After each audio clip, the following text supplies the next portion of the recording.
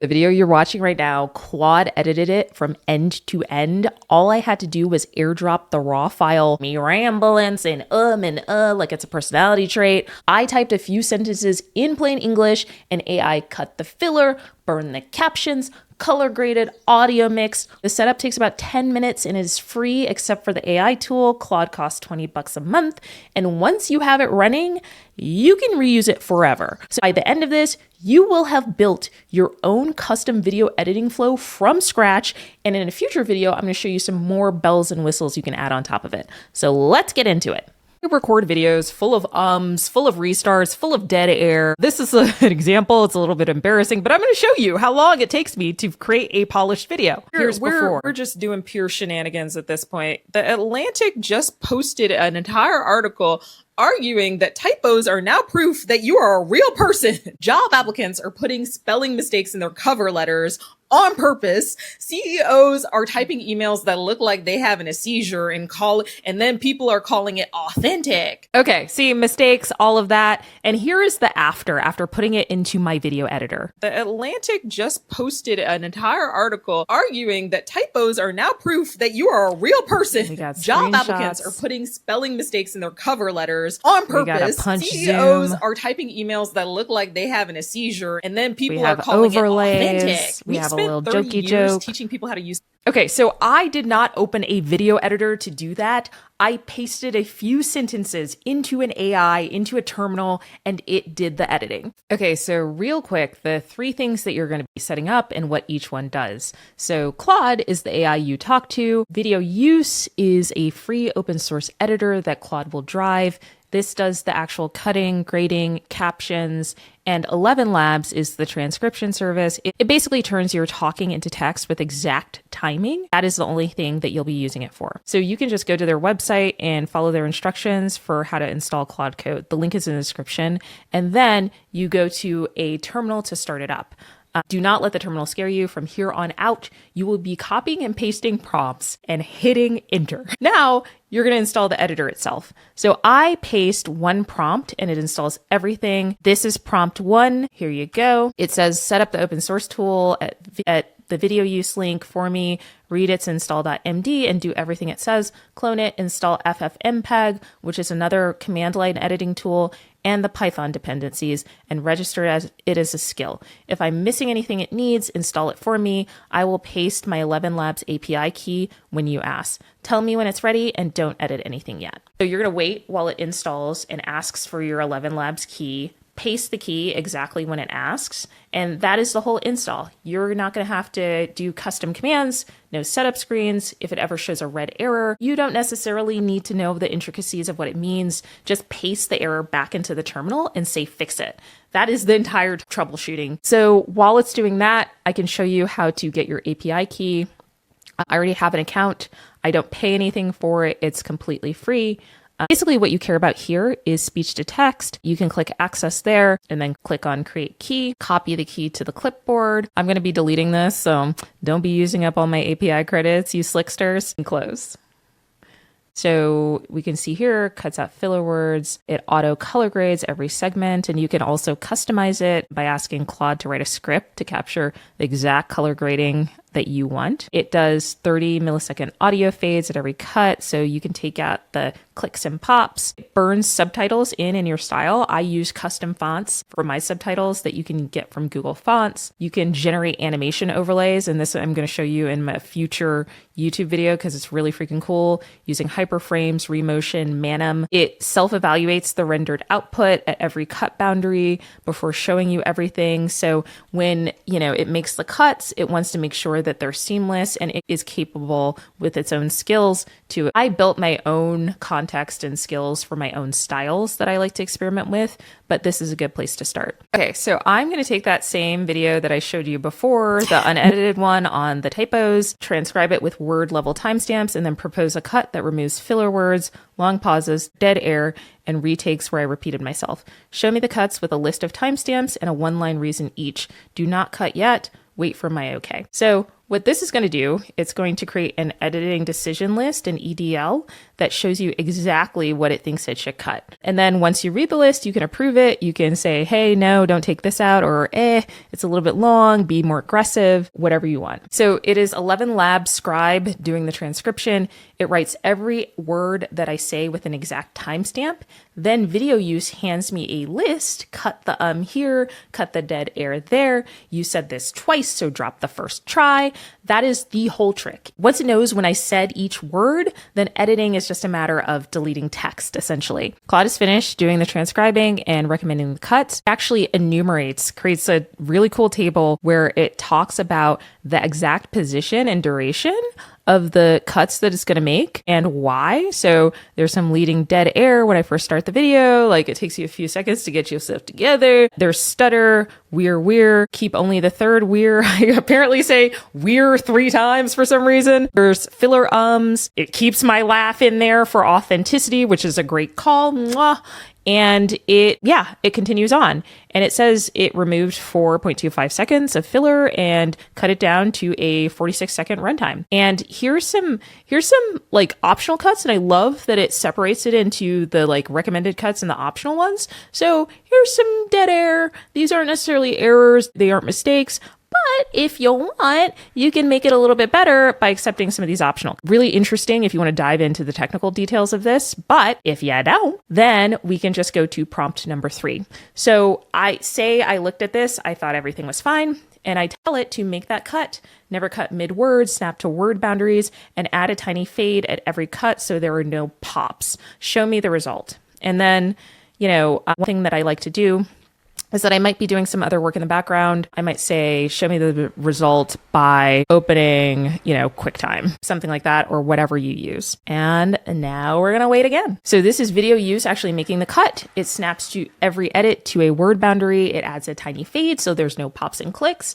And it turns this huge ramble where I make shit tons of mistakes and bad dad jokes into a tight 46 seconds. Now we'll wait, see how it did. All right. So it opened up QuickTime with the cut. So I asked for just the cuts and the fades to remove the pops and the clicks, not any level changes, but sometimes I will ask for levels changes. So you have to normalize the sound for short form content in order to not be like, I'm screaming at you, or like, I'm whispering my ASMR voice.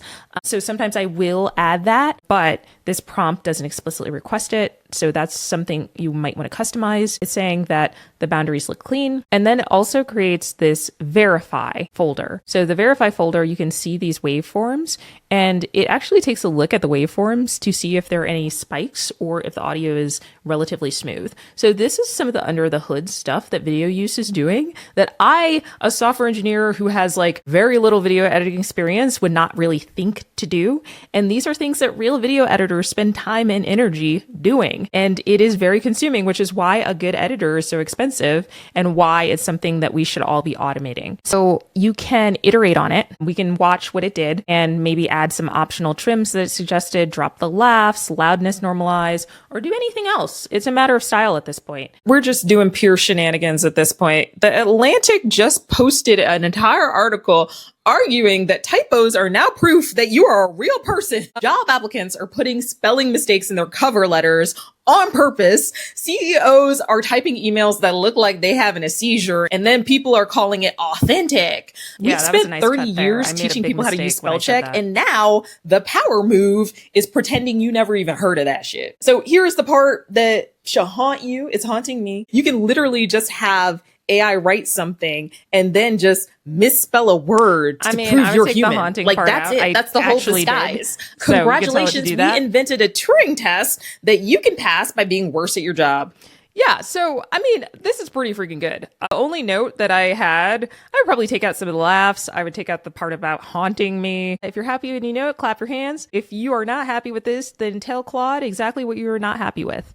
I'm going to skip that part and move on to the next prompt, but it is worth your while to iterate on this and make it perfect according to your style. Before grading, so the prompt is going to be, before grading everything, grab 2 frames and make 1 labeled comparison image of the same frame with no grade, clean, a neutral frame, a clean or neutral grade, 3 warm grade, 4 punchy with more contrast and color, and show me side by side. So this is something that I came up with when I went through many rounds of not getting the color grading right. It looked like weird and fake, and I just wanted to take a step back and be able to compare the frames before I actually spent time waiting for Claude to render the entire video. Few, so no grade, clean, neutral, and it specified the exact contrast, saturation, gentle S-curve, no hue shift, warm cinematic, bumped it up, bump the contrast up 12%. You're going to see all of this stuff. It picked a couple of different frames, the one at 3 seconds here and the one at 23 seconds. This is the original. Looks pretty good, actually. A clean, neutral one, still, good. It has a little extra oomph, a little contrast. Warm, this shit looks like I'm in Breaking Bad in the desert. Like, I don't like these sepia tones. I don't like this yellow. And then punchy, like, it's a little cringe. It's like, everybody was super into HDR back in, the days where we still took manual photos of things and showed them off and like edited them in Lightroom. So yeah, I'm going to tell it to do clean and neutral because I think it gives a little extra over the no grade, though. To be honest, the no grade looks pretty good to me.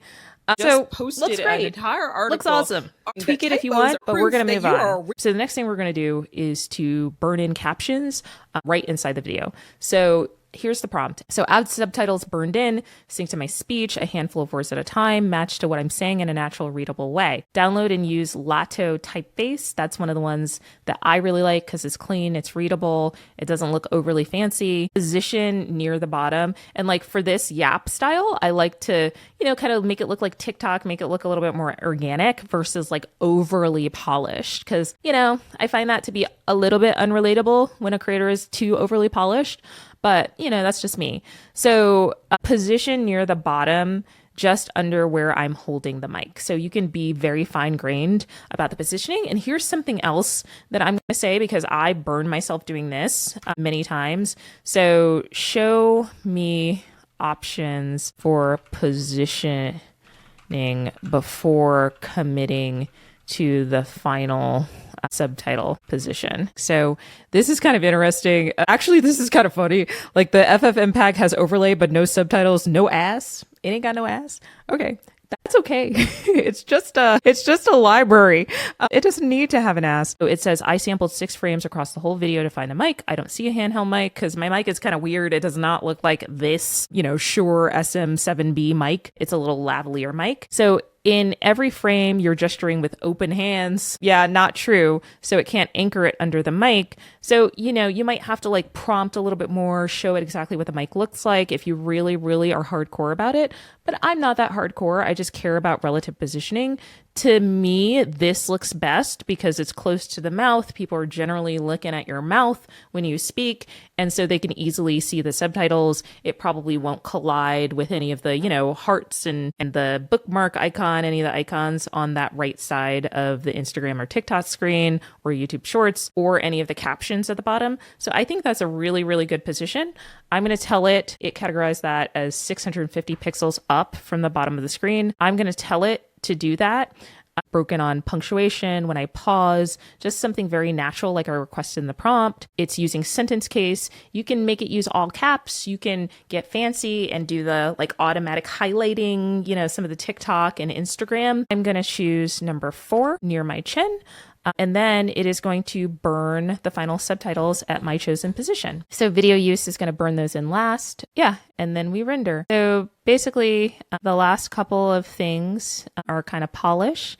So one of the other prompts that I have, 8 is optional, like render at the final at full resolution, vertical, and open at QuickTime. So if you want 4K, so the original video is filmed at 4K, I want to preserve that fidelity. It takes a really long time to render a video at 4K. So all of these previews that you're seeing up until this point are at 1080p so that I can see them and iterate on them more quickly than I can if it rendered every single one at 4K. So that is just a little pro tip for you.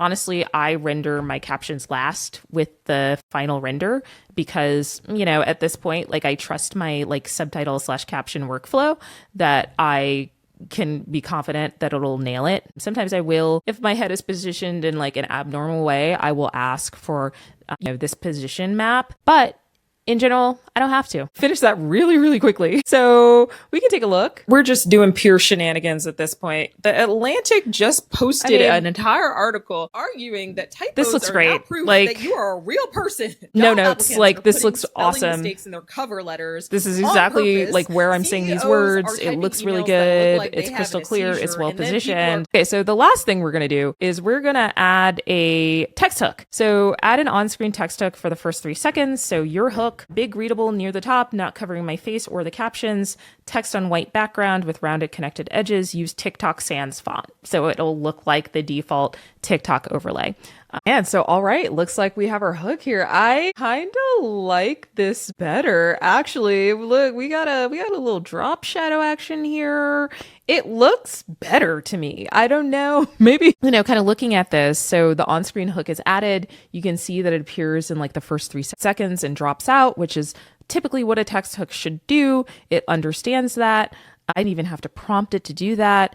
It shows the placement. You might want to examine the placement because there are the safe areas sometimes where you don't want to collide with the app, TikTok, Instagram, YouTube Shorts with their built-in UI. So you might want to play around with the placement. But yeah, everything else is preserved. The color grading, the cutting, the subtitles, all of that stuff. So now we have like a really good video and we didn't really have to do much besides prompt. So the thing that I want you to understand. So one, I'm going to give you like a couple quick honest things. Obviously, this is not an AI video generator. It did not make up a video. It edited real footage that I shot on my phone.